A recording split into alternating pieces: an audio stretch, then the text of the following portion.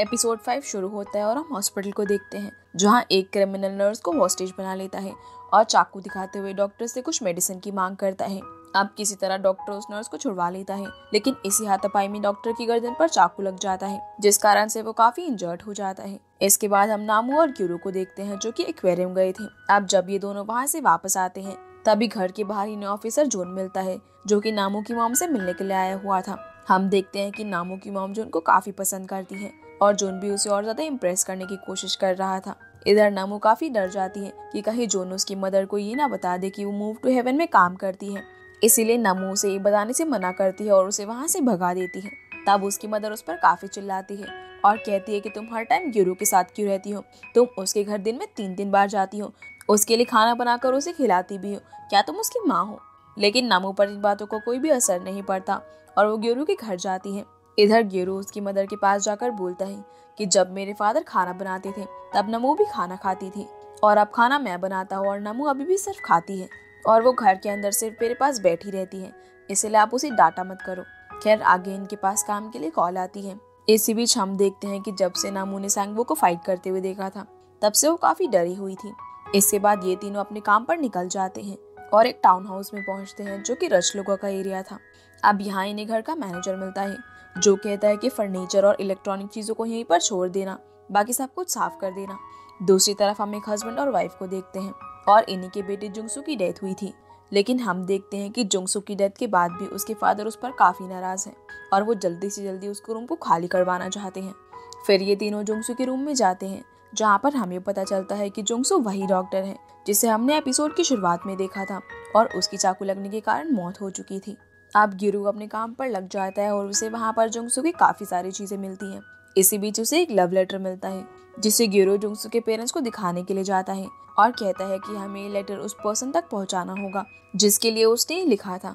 लेकिन जुंगसू के फादर काफी गुस्से में थे, वो उस लेटर को आग में फेंक कर चले जाते हैं, पर गिरू उस लेटर को आग से बाहर निकालने की कोशिश करता है जिसमें उसका हाथ जल जाता है। उसी समय नामू और सांगबू वहाँ पर आ जाते हैं और वो दोनों उस पर काफी गुस्सा करते हैं, जिसके बाद हम देखते हैं कि ये लोग वापस से घर पर आ जाते हैं जहाँ हम देखते हैं कि लव लेटर जल जाने के बाद भी गिरू उसका एक टुकड़ा अपने साथ लाया था। अब ये लोग अपना अपना दिमाग लगाते हैं और सोचते हैं कि शायद जुंगसू किसी लड़की से प्यार करता था, लेकिन उसके पेरेंट्स को ये बात बिल्कुल भी पसंद नहीं थी और अब ये लोग उस लड़की को ढूंढने का डिसाइड करते हैं। हान गिरो को जुंगसू के रूम में म्यूजिक शोज के बहुत सारे पोस्टर्स मिले थे, यानी कि जुंगसू को म्यूजिक काफी पसंद था। गिरो एक हाईलाइट पोस्टर को बाहर निकालता है जिसमें 4 म्यूजिशियन की फोटो छपी हुई थी। अब ये तीनों डिसाइड करते हैं कि हम कल होने वाले म्यूजिक कॉन्सर्ट में जाएंगे और उस लड़के के बारे में पता लगाएंगे। अगले दिन ये तीनों कॉन्सर्ट हॉल में पहुंच जाते हैं और म्यूजिशियन से मिलने के लिए पूछते हैं, लेकिन इन्हें इसकी परमिशन नहीं मिलती। तभी गिरू कहता है कि मुझे वॉशरूम यूज करना है और इसी बहाने ये तीनों अंदर चले जाते हैं। अब गिरू तो वॉशरूम चला जाता है। इधर सैंगवू और नामू वहाँ से गुजर रही उन्हीं म्यूजिशियन से जुंगसू के बारे में पूछते हैं, लेकिन ये तीनों ही जुंगसू को पहचानने से मना कर देती है। तभी गिरू उनके पास आता है और बताता है कि मैंने जुंगसू के लवर को ढूंढ लिया है। वो वहाँ रखे पोस्टर पर उंगली रखकर बताता है कि ये म्यूजिशियन लड़का ही उसका लवर है जिसका नाम पार्क है। दरअसल गिरू ने पार्क को वॉशरूम में देखा था और उसकी कलाई पर जुंगसू का नाम लिखा हुआ था। फिर ये तीनों पार्क के पास जाते हैं और गिरू उससे जुंगसू के बारे में पूछता है, लेकिन पार्की ने कहता है कि मैं किसी भी जुंगसू नाम के आदमी को नहीं जानता, पर फिर भी वो जुंगसू की डेथ के बारे में सुनकर थोड़ा शॉक हो गया था। फिर भी वो इन लोगों के सामने कोई भी रिएक्शन नहीं देता। अब ये तीनों यहाँ से चले जाते हैं और पार्क एक रूम में जाकर जुंगसू को कॉल लगाता है, लेकिन उसका फोन बंद आ रहा था। इधर पूरे हॉल में शोर मच जाता है कि पार्क कॉन्सर्ट को छोड़कर यहाँ से चला गया है। ये सुनकर ये तीनों सोचते हैं कि पार्क जरूर जुंगसू को जानता है, इसीलिए गिरू इन दोनों के साथ पार्क को ढूंढने के लिए निकल जाता है। दूसरी तरफ पार्क उसी हॉस्पिटल में जाता है जहाँ पर जुंगसू काम किया करता था, जहाँ पर उसे पता चल जाता है कि जुंगसू सच में मर चुका है। तभी हम एक फ्लैशबैक सीन देखते हैं जिसमें जुंगसू क्रिसमस वाले दिन हॉस्पिटल में नाइट शिफ्ट करने के लिए आया हुआ था। उसी समय हॉस्पिटल में एक एक्सीडेंट का केस आता है और वो एक्सीडेंट पार्क का था। जुंगसू पार्क का ट्रीटमेंट करता है और अब पार्क ठीक हो रहा था। इसी बीच वो जुंगसू को वायलिन बजाकर भी सुनाता है, जिससे जुंगसू काफी इम्प्रेस हो जाता है। अब धीरे धीरे दोनों एक दूसरे की तरफ अट्रैक्ट होने लगे थे। दोनों को साथ में घूमना, मूवी देखना काफी अच्छा लगने लगा था, जिसके चलते ही इन दोनों को आपस में प्यार हो जाता है। अब एक दिन जुंगसू को पता चलता है कि पार्क को काम के लिए फ्रांसिस्को जाना है, लेकिन उसका अकेले जाने का मन नहीं था, इसीलिए जुंगसू भी उसके साथ जाने के लिए रेडी हो जाता है। पार्क एयरपोर्ट पर जुंगसू का ही वेट कर रहा था। तभी जुंगसू वहाँ पर आ तो जाता है, लेकिन उसके पास कोई भी सामान नहीं था। जुंगसू उसके साथ जाने से मना कर देता है और यहाँ हमें पता चलता है कि जुंगसू ने पार्क को लेकर अपने पेरेंट्स से बात की थी, लेकिन उसके पेरेंट्स इस रिलेशनशिप के खिलाफ थे। इसीलिए जुंगसू के फादर उसके मरने के बाद भी उससे गुस्सा थे। अब क्योंकि जुंगसू पार्क के साथ जाना नहीं चाहता था, इसीलिए पार्क उस पर काफी गुस्सा करता है और उसे एक धोखेबाज समझता है, क्योंकि ये दोनों एक दूसरे को प्यार करते थे। लेकिन जुंगसू को अपने पेरेंट्स की वजह से इस रिलेशनशिप से पीछे हटना पड़ता है। अब पार्क गुस्से में वहाँ से चला जाता है। इसके बाद स्टोरी प्रेजेंट में आती है, जहाँ पर हम देखते हैं कि पार्क हॉस्पिटल की छत पर आकर जुंगसू को इमोशनली सॉरी बोल रहा था।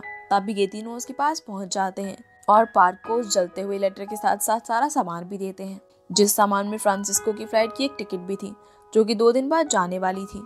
यानी कि जुंगसू 2 दिन बाद फ्रांसिस्को जाने वाला था। ये देखकर पार्क काफी इमोशनल हो जाता है और जुंगसू के साथ बिताए हुए पलों को याद करता है, जिसके बाद वो वापस जाकर अपना कॉन्सर्ट भी करता है।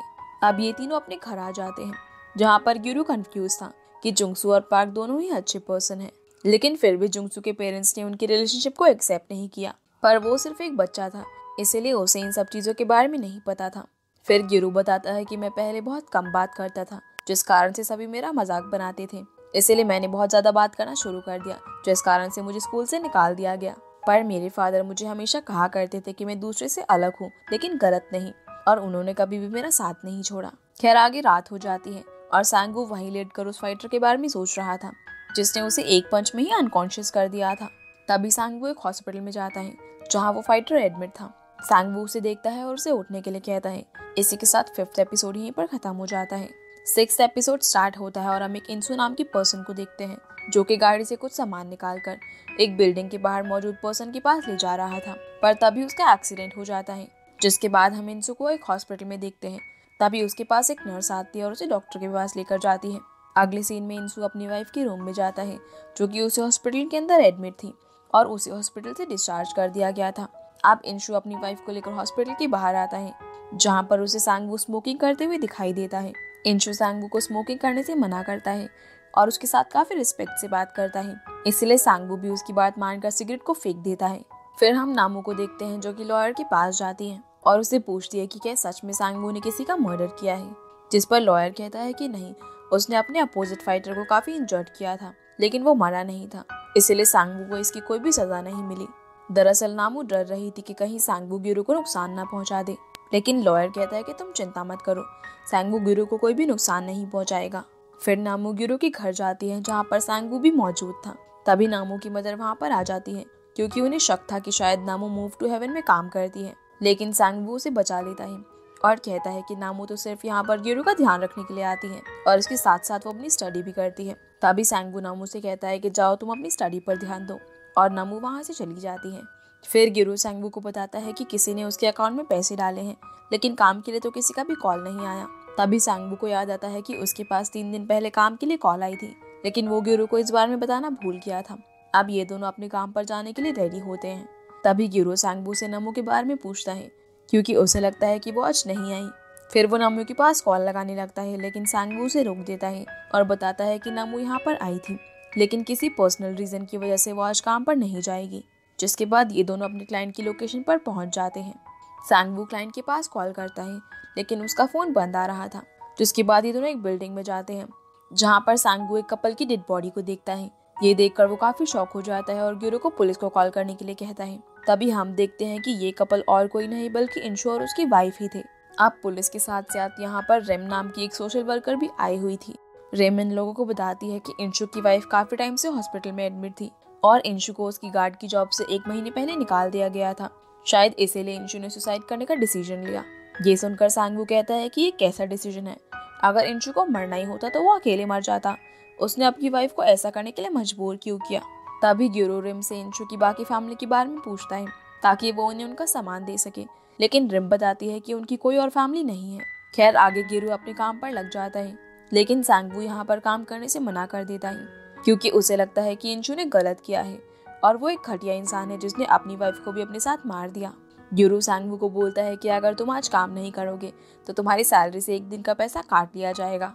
तभी रिम वहाँ पर आती है और गिरू के काम में हेल्प करती है और कुछ देर बाद सांगवू भी गिरू के साथ काम करवाने लगता है।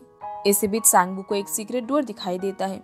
जब वो उसे खोलकर उसके अंदर जाता है तो उसके सामने एक ब्यूटीफुल सा ग्रीन गार्डन था जहाँ पर हर तरफ ग्रीन प्लांट्स लगे हुए थे और हर एक प्लांट के पॉट पर कुछ लिखा हुआ था। जहाँ हमें पता चलता है कि इंशु अक्सर अपनी वाइफ के साथ यहाँ पर टाइम बिताया करता था। सैंगवू ग्यूरो को बोलता है कि ये सब साफ करने में तो हमें काफी टाइम लग जाएगा और क्यों ना हम इन सारे प्लांट्स को मार्केट में बेच दें। लेकिन ग्यूरो ऐसा नहीं करना चाहता। वो सैंगवू को उसके सामने ठीक एक बिल्डिंग दिखाता है जिसमें इंशु गार्ड की नौकरी किया करता था। अब ग्यूरो उन सारे फ्लावर पॉट्स को लेकर उस बिल्डिंग में जाता है और वहाँ मौजूद हर अपार्टमेंट वाले लोगों को एक पॉट देने लगता है, पर कुछ लोग उन फ्लावर पॉट को लेने से मना कर देते हैं। तभी ग्यूरो एक मिंजी नाम की लड़की के अपार्टमेंट में जाता है और उसे इंशु के बारे में बताता है।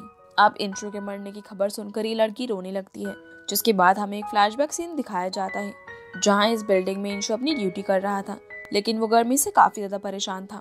तब मिंजी इंशु के पास एसी लेकर आती है। ये देखकर इंशु काफी हैरान था और वो उससे पूछता है कि तुम्हारे पास इतने पैसे कहाँ से आए, जिस पर मिंजी कहती है कि मैंने अपनी और अपने कुछ दोस्तों से ये पैसे इकट्ठा किए और बाकी जितने पैसे कम पड़ रहे थे वो मेरे पेरेंट्स ने मुझे दे दिए ताकि मैं आपके लिए एसी परचेज कर सकूं और आप इस गर्मी से बचकर आराम से अपनी ड्यूटी कर सके। आप पहले तो इंशु एसी लेने से मना कर देता है, लेकिन फिर वो मान जाता है। तभी वहाँ पर एक पर्सन आता है जो कि इस अपार्टमेंट में रहता है और ये वही आदमी था जिसे हमने एपिसोड की शुरुआत में देखा था। ये पर्सन इंशु को बुरा भला कहने लगता है। वो कहता है कि अगर तुम एसी लगाओगे तो इसका इलेक्ट्रिसिटी बिल कौन पे करेगा और तुम चाहते हो कि इसका बिल भी हम ही पे करें और तुम आराम से इसके मजे लो। तुम एक गार्ड हो, इसीलिए तुम्हें सिर्फ एक गार्ड की तरह रहना चाहिए। इतना ही नहीं, वो उसे ये भी कहता है कि तुम लालची हो और उस लड़की के दिए हुए एसी को तुम झट से लेने के लिए तैयार हो गए और तुम्हें उस एसी को वापस कर देना चाहिए। लेकिन इतना कुछ सुनने के बाद भी इंशु बिल्कुल शांत था। वो मिंजू को उस एसी को लेने से मना कर देता है और यहाँ पर हम देखते हैं कि इंशु सच में एक बहुत ही अच्छा और शांत इंसान था। अब स्टोरी प्रेजेंट में आती है जहाँ पर रिम और सैंगवू हॉस्पिटल में आए हुए थे, जहाँ रिम सैंगवू को बोलती है कि अभी तुम्हें इंशु की असलियत का पता नहीं, इसलिए तुम्हें पहले उसकी असलियत को जान लेना चाहिए। खैर रिम यहाँ से हॉस्पिटल के अंदर चली जाती है, जिसके बाद सैंगवू इसी हॉस्पिटल में मौजूद उस फाइटर के पास जाता है। दरअसल इस फाइटर का नाम सियोल होता है और सियोल की बहन सूजिन सैंगवू को बताती है कि सियोल जिंदा होने के बावजूद भी डेड है क्योंकि उसका ब्रेन डैमेज हो चुका है और शायद ही सियोल अब होश में आ पाएगा। अब सूजिन और सैंगवू की बातों से हमें पता चलता है कि ये दोनों काफी टाइम से एक दूसरे को जानते हैं। फिर हमें एक फ्लैशबैक का सीन दिखाया जाता है जिससे हमें पता चलता है कि सियोल की इस हालत के जिम्मेदार वो बॉक्सिंग क्लब ओनर और सैंगवू है। इन दोनों ने मिलकर कुछ ऐसा किया है जो कि हमें आगे पता चलेगा। खैर आगे हॉस्पिटल के बाहर रिम रो रही थी, तभी सैंगवू उसके पास जाता है और यहाँ पर हमें पता चलता है कि इंशु को टर्मिनल पेनक्रियाटिक कैंसर था, जिस कारण से उसकी जल्दी ही मौत होने वाली थी। इसी बीच रिम सैंगवू को इंशु और उसकी वाइफ की फोटो दिखाती है, जिसे देखकर सैंगवू सोचता है कि ये तो वही पर्सन है जो उस दिन मुझे स्मोकिंग करने से रोक रहा था। फिर हम गुरु को देखते हैं जो कि उनके सामान को लेकर परेशान था क्योंकि वो इंशु के किसी रिलेटिव को ये सामान देना चाहता था, लेकिन सैंगवू उसे समझाता है कि हम ये सामान ऐसे ही किसी को नहीं दे सकते, इसलिए तुम्हें इस बार हार माननी होगी। पर गुरु नाराज होकर अपने रूम में चला जाता है। तब नामू उसे कहती है कि हम फ्यूनरल के बाद किसी को सामान देने के लिए ढूंढ लेंगे और अभी हम सब लोगों को फ्यूनरल के लिए जाना होगा। अब ये तीनों काफी सारे फ्लावर पॉट लेकर फ्यूनरल में जाते हैं जहाँ सिर्फ रेमाई हुई थी। ग्यूरो उन फ्लावर्स को डेडिकेट करता है और साथ ही साथ वो उन फ्लावर्स के मतलब भी बताता है कि कौन सा फ्लावर किस सिंबल के लिए जाना जाता है। तभी वहाँ पर मिंजी भी आ जाती है और वो भी एक बहुत ही ब्यूटीफुल फ्लावर पॉट लेकर आई थी। इधर सैंगवू देखता है कि किसी रिच पर्सन की फ्यूनरल के लिए उसके रिलेटिव्स ने एक वीआईपी हॉल बुक किया हुआ है जहाँ पर काफी सारे बड़े बड़े फ्लावर्स डेकोरेशन के लिए आए हुए थे। अब सैंगवू सोचता है कि क्यों ना मैं एक फ्लावर को उठाकर अपने फ्यूनरल हॉल में रख दूं, लेकिन ऐसा करते हुए गिरो उसे देख लेता है और इससे पहले कि वो चोर चोर चिल्लाता, सैंगवू उसे पकड़कर साइड में ले जाता है। तब गिरो उसे कहता है कि तुम चोरी कर रहे थे और ऐसा करना पाप है, पर सैंगवू कहता है कि मैं चोरी नहीं कर रहा था, बल्कि मैं एक फ्लावर सिर्फ उधार ले रहा था और मैं अगली सुबह उसे वापस कर दूंगा। सैंगवू उसे कहता है कि फ्लावर्स एक कार्ड की तरह होते हैं जिससे मरने वाली पर्सन की आत्मा हेवन में चली जाती है। अब कार्ड का जिक्र सुनते ही गिरो इंशु के बिजनेस कार्ड को लेकर वीआईपी हॉल में जाता है और वहाँ मौजूद सभी लोगों को एक एक कार्ड देते हुए कहता है कि इंशु इसी वक्त हॉल में मौजूद है क्योंकि उसे लगता है कि कोई तो इंशु को जानता होगा। तभी उस फ्यूनरल का मेन पर्सन गिरो के पास आता है और वो इंशु के बारे में जानता था, इसीलिए वो गिरो के साथ उनके हॉल में आता है जहाँ पर उसके साथ बाकी कई सारे रिलेटिव्स भी आते हैं जो कि सभी इंशु को उसकी आखिरी विदाई देते हैं। और यहाँ पर हमें पता चलता है कि वो मेन पर्सन और इंशु दोनों साथ में काम किया करते थे। अब आगे रिम सैंगवू से काफी इम्प्रेस हो जाती है क्योंकि उसकी वजह से इंशु का फ्यूनरल इतना अच्छा हो पाया था। रिम सैंगवू को थैंक यू बोलती है और उसके साथ हाथ मिलाती है, जहाँ हमें पता चलता है कि सैंगवू रिम को लाइक करने लगा है। खैर अब ये तीनों अपने घर पर आ जाते हैं वहीं दूसरी तरफ हॉल में रिम उस बड़े वाले फ्लावर को देखती है जो कि ग्यूरो ने वहाँ पर रख दिया था। अगली सुबह ग्यूरो सांगवू को एक फ्लावर पॉट देता है और कहता है कि रिम ने तुम्हारे लिए दिया है और तुम्हें इसे ध्यान से रखना होगा, क्योंकि इस फ्लावर का मतलब दिल की बात जानना है। रात में हम देखते हैं कि सांगवू चोरी छुपे एक फ्लावर में पानी दे रहा था। तभी उसके पास सूजन की कॉल आती है जो रोते हुए बताती है कि सियोल काफी क्रिटिकल कंडीशन में है, और ये सुनते ही सांगवू तुरंत हॉस्पिटल की ओर निकल जाता है। इसी के साथ ये एपिसोड यहीं पर खत्म हो जाता है। 7th एपिसोड स्टार्ट होता है और हम सांगवू को देखते हैं जो कि भागते हुए हॉस्पिटल पहुंच चुका था। सूजन उसे बताती है कि सियोल की हालत काफी खराब है और उसकी सर्जरी करनी पड़ेगी। तभी वहाँ पर डॉक्टर आ जाता है और कहता है कि सर्जरी करने से कोई भी फायदा नहीं होगा, शायद सियोल अब जिंदा नहीं बच पाएगा। लेकिन सांगवू डॉक्टर को सर्जरी करने के लिए कहता है। फिर सांगवू वापस से घर आकर ग्यूरो के फादर के रूम से प्रॉपर्टी के डॉक्यूमेंट्स को चुरा लेता है क्योंकि उसे सर्जरी के लिए पैसे पे करने थे। सांगवू जब घर से बाहर निकलता है तब नामू उसे देख लेती है। नामू ग्यूरो के पास जाती है और उससे पूछती है कि सांगवू तुम्हें कैसा लगता है, जिस पर ग्यूरो कहता है कि वो एक गंदा आदमी हो, शावर भी नहीं लेता और ना ही अपने कपड़े चेंज करता है, लेकिन फिर भी वो एक अच्छा इंसान है क्योंकि वो मेरी हेल्प करता है और मेरा साथ नहीं छोड़ता। दूसरी तरफ सांगवू डॉक्यूमेंट्स लेकर भाग रहा था। इसी बीच हमें एक फ्लैशबैक दिखाया जाता है जिसमें सांगवू एक फाइटर के साथ फाइट करके मैच जीत जाता है और अपने पैसे लेकर वो घर जा रहा था। तभी उसे कुछ बदमाश लड़के दिखाई देते हैं जो कि एक दूसरे लड़के को पूरी तरह पीट रहे थे। सांगवू इनके पास जाता है और सब लोगों की पिटाई करके उस लड़के को बचा लेता है। दरअसल ये लड़का चियोल ही था। चियोल सांगवू को थैंक्स बोलता है। तब सांगवू उसे कहता है कि मुझे तुम जैसे लड़के बिल्कुल भी पसंद नहीं है क्योंकि तुम उन लड़कों से मार खा रहे थे। खैर आगे सांगवू प्रैक्टिस कर रहा था। तभी चियोल उससे बात करने के लिए उसके पास जाता है, लेकिन सांगवू गुस्से में उसे वहां से भगा देता है। अगले दिन चियोल दोबारा सांगवू के पास जाता है, लेकिन इस बार चियोल यहाँ से नहीं जाता। दरअसल चियोल अब बॉक्सिंग फाइटर बनना चाहता था, जिस पर सांगवू मान जाता है और वो उसको कोचिंग देने लगता है। इसी तरह कुछ दिन बीत जाते हैं और अब सियोल काफी अच्छा फाइटर बन चुका था जो कि नेशनल लेवल पर बॉक्सिंग करके मेडल्स विन करता है, और ये सब देखकर सांगवू काफी खुश होता है। अब स्टोरी प्रेजेंट में आती है और सांगवू उन डॉक्यूमेंट्स को बॉक्सिंग क्लब के ओनर को देते हुए कहता है कि मुझे पैसों की जरूरत है, मुझे चियोल की सर्जरी के लिए पैसे चाहिए। जिस पर ओनर कहती है कि मैं तुम्हें पैसे दे तो दूंगी, लेकिन तुम्हें 1 महीने बाद होने वाली मैच में फाइट करनी होगी, और अगर तुम फाइट में पार्टिसिपेट करोगे तो मैं तुम्हारे घर की डॉक्यूमेंट्स तुम्हें वापस कर दूंगी और तुम्हारा सारा कर्ज भी माफ कर दूंगी। पहले तो सांगवू ऐसा करने से मना कर देता है, लेकिन तभी उसके पास सूजन की कॉल आती है। ये देखकर उसे मजबूरन उसकी बात माननी पड़ती है। फिर सांगवू पैसे लेकर तुरंत हॉस्पिटल पहुंच जाता है, लेकिन सूजन उसे बताती है कि चियोल की डेथ हो चुकी है। ये सुनकर सांगवू को काफी दुख होता है और ये दोनों चियोल को देखकर काफी रोते भी हैं। जिसके बाद सांगवू सूजन के साथ उसके घर जाता है, जहाँ पर ये दोनों चियोल को लेकर काफी बातें करते हैं। फिर सांगवू चियोल के रूम में जाता है और उसके रूम की साफ सफाई करने लगता है। इसी बीच उसे एक नोट मिलता है जिसमें पता चलता है कि चियोल अब बॉक्सिंग स्किप करने वाला था क्योंकि उसे एक सप्लाई स्टोर खोलकर अपने फादर का सपना पूरा करना था।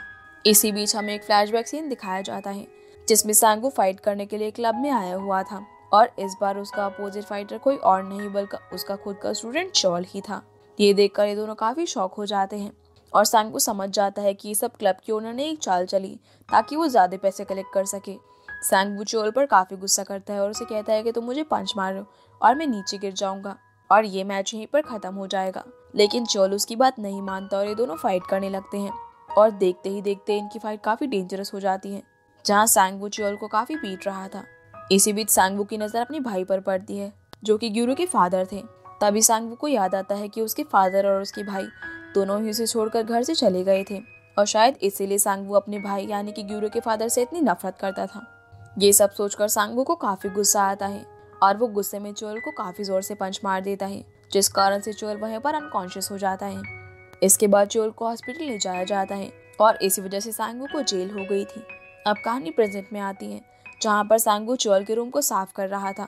यहाँ पर उसे एक इनविटेशन कार्ड मिलता है जिससे हमें पता चलता है कि बॉक्सिंग क्लब ओनर ने जानबूझकर चियोल को फाइट के लिए बुलाया था। ये देखकर सांगवू को काफी गुस्सा आता है और इसी के साथ ये एपिसोड यहीं पर खत्म हो जाता है। तो गाइस ये थी आज की वीडियो एंड आई होप आप लोगों को ये वीडियो पसंद आई होगी, तो वीडियो को लाइक कर चैनल को सब्सक्राइब जरूर कीजिएगा। तो आपसे फिर मिलते हैं अगले एपिसोड में, तब तक के लिए गुड बाय।